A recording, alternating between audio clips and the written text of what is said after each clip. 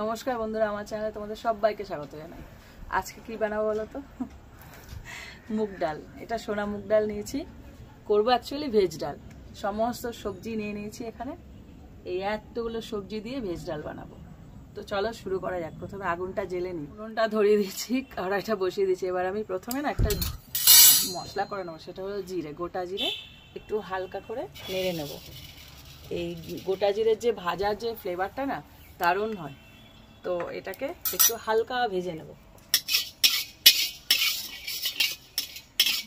বেশি ভাজতে হবে না, হালকা করে ভেজে নিতে হবে, কেন মানে ভাজা জিরের যে গন্ধটা ওটা যেন পেলেই ব্যাস। এই দেখো আওয়াজ করতে শুরু করে দিয়েছে, মানে হয়ে এসেছে, হয়ে গেছে। এবার আমি এই শিলনোড়ার মধ্যে এটাকে ঢেলে নেব। এটা একটা স্টাইল আছে নাকি?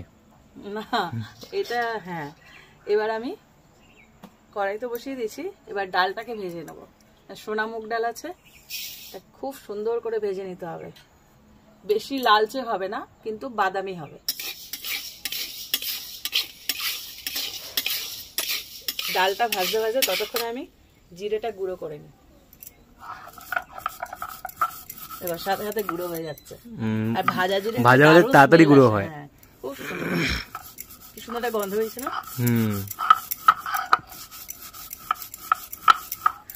এই যে ডালটা বানাবো না, এর মেন জিনিস কিন্তু এইটা। হ্যাঁ, খুব সুন্দর ফ্লেভার ছাড়বে, দারুণ লাগবে। দেখো ডালটা কিন্তু বাদামি হয়ে এসছে। এর থেকে বেশি ভাজলে না কড়া হয়ে যাবে, তখন ভালো লাগবে না। এই অবস্থায় আমি, যেহেতু এটা মুগ ডাল, একটু ধুয়ে নেবো। ভাজা হয়ে গেছে, এবার একটু জল দিয়ে দেবো।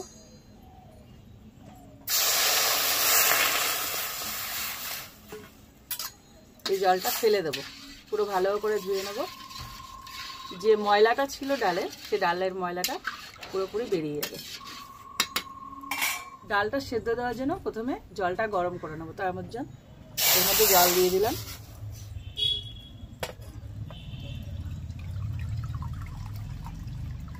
যতক্ষণ না ডালটা ফুটবে ততক্ষণ পর্যন্ত এটা ফুটিয়ে নিতে হবে। পুরোপুরি ডালটা যেন সেদ্ধ হয়ে যায় এই তাপে, মানে এই জলে, সেই আন্দাজে জলটা দিতে হবে। জলটা দেখো পুরোপুরি গরম হয়ে গেছে। এবার আমি ডালটা দিয়ে দিচ্ছি।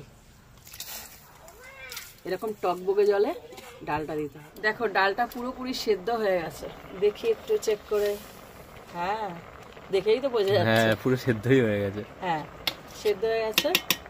এবার আমি এরকম একটা কাঠের ডাল ঘুটুনি দিয়ে ঘেটে দেবো।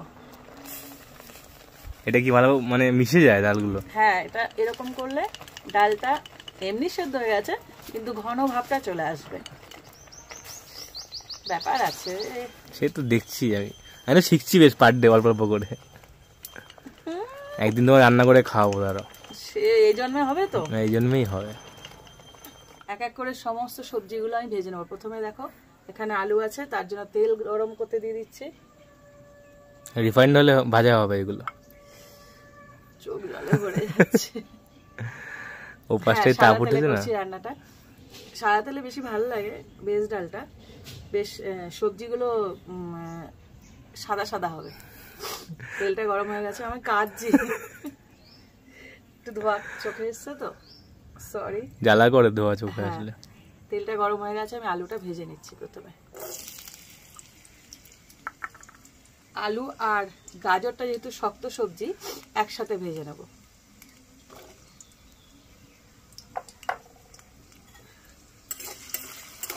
দেখো আলু আর গাজরটা আমি খুব সুন্দর করে ভেজে নিয়েছি, একদম পুরো ভাজা ভাজা হয়ে গেছে, ছাকা তেলে, একদম ছাকা তেলে। এবার এটাকে আমি তুলে নেব।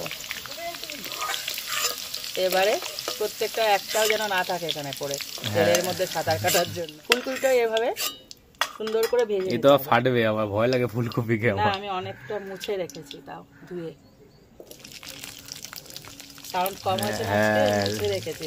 আচ্ছা, জলের জন্য হয়? জলের জন্য হয়, হ্যাঁ। এবার এই ফুলকপিটাও ভালো করে ভেজে নেব।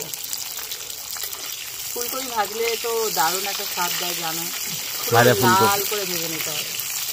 প্রত্যেকটা সবজি না খুব ভালো করে ভেজে নিতে হবে, তাহলে কি হবে, যতটা সুন্দর ভাজা হবে তত সুন্দর স্বাদ আসবে। এটা তোমরা সবাই জানো।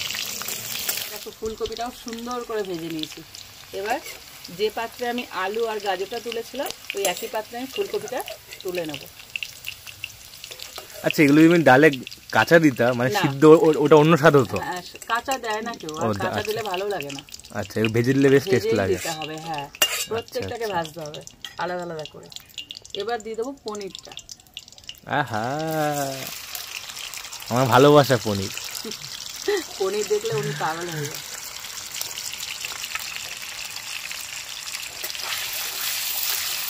পনিরটাকেও হালকা বাদামি করে ভেজে নেব। দেখো পনিরটা হালকা করে ভেজে নিয়েছি, খুব বেশি ভাজার দরকার নেই। যেহেতু পনির অনেকে কাঁচা দেয়, আমি কাঁচা দিলাম না, এটা ভেজে দিলাম, স্বাদটা দারুণ আসবে তার জন্য। দেখো ডালটা সেদ্ধ হয়ে গেছে, সবজি সব ভাজা হয়ে গেছে, জিরেটা ভেজেও আমি গুঁড়ো করে নিয়েছি। এবার যেটা কাজ বাকি আছে সেটা হলো এখানে একটা আদা নিয়েছি আর এখানে কাঁচা লঙ্কা। এটাকে না একটু থেতো করে নেব, আদাটা বেটে নেবো আর কাঁচা লঙ্কাটা একটু থেতো করে নেব। কাঁচা লঙ্কাটা থেতো করে দিলে কি হবে, ওটা আলাদা ফ্লেভার বেরোয়, ঝালটা পুরো ছড়াবে আর কি। হ্যাঁ, ডালের মধ্যে যে কাঁচা লঙ্কার যে একটা ঘ্রাণ আছে না, সেটা খুব সুন্দর আসবে। তো ডালটা সুন্দর করার জন্য এই প্রসেসটা তোমাদের করতেই হবে। আর এটা আমি বেটে নিলাম আর এটাকে একটু হালকা থেতো করে নেব। চেরাই আছে, হালকা এরকম নোড়া দিয়ে এরকম ঝাল করে নেবো আর কি। হ্যাঁ, এবার হয়ে গেল আমার কাজটা কমপ্লিট। ফোড়ন দেওয়ার জন্য তেলটা গরমে বসিয়ে দিয়েছি, দিয়ে দিচ্ছি শুকনো লঙ্কা, আর দিয়ে দিচ্ছি 2 থেকে 3টে তেজপাতা, আর দিচ্ছি গোটা জিরে। এই ফোড়নটা না খুব ভালো করে ভেজে নিতে হবে, কেন এই জিরের যে গন্ধটা পুরোপুরি ভাজা হলে তবেই ছাড়বে। এবার দেখো পুরোপুরি ভেজে নিয়ে এর মধ্যে দিয়ে দেবো, দেওয়ার সাথে সাথে কি সুন্দর গন্ধ, এই আদা বাটা ঝাঁঝালো একটা গন্ধ, কাঁচা লঙ্কা যে থেতো ওটা সঙ্গে সঙ্গে গন্ধ বেরোবে, অপূর্ব অপূর্ব গন্ধ বেরোবে।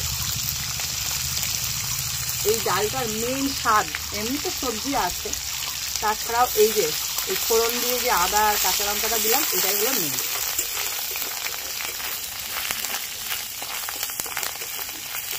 এটা একটুখানি ভেজে নিতে হবে, কারণ আদার একটা কাঁচা গন্ধ থাকে। পুরোপুরি ভেজে নিয়ে এর মধ্যে দিয়ে দিচ্ছি টমেটো কুচি।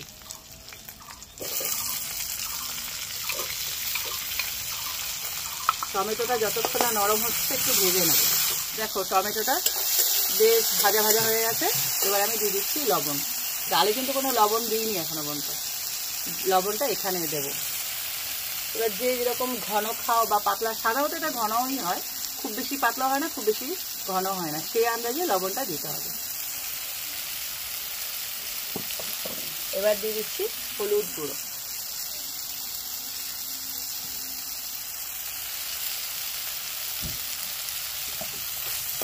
আর যেহেতু এটা ভেজ ডাল একটু মিষ্টি মিষ্টি হবে, তাই লঙ্কার গুঁড়ো সামান্য, একদম সামান্য, 1/2 চামচ, বেশি দেব না। এবার এটাকে নেড়ে নেব। আর যে সবজিগুলো ভেজে রেখেছি ওই সবজিগুলো এর মধ্যে দিয়ে দেবো। পনির, সবজি যা কিছু আছে সব ভেজে নিয়েছিলাম, সব একসাথে এর মধ্যে দিয়ে দিলাম।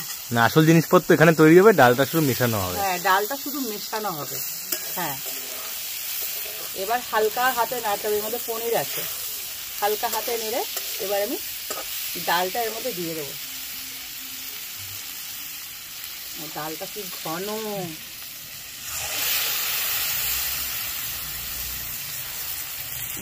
ডাল রান্নার পদ্ধতিটাই মেন, মেশানো তো সবই হয়, কোনো ব্যাপার না। এর মধ্যে হালকা একটু জল দিয়ে ওই জলটা এর মধ্যে দেব।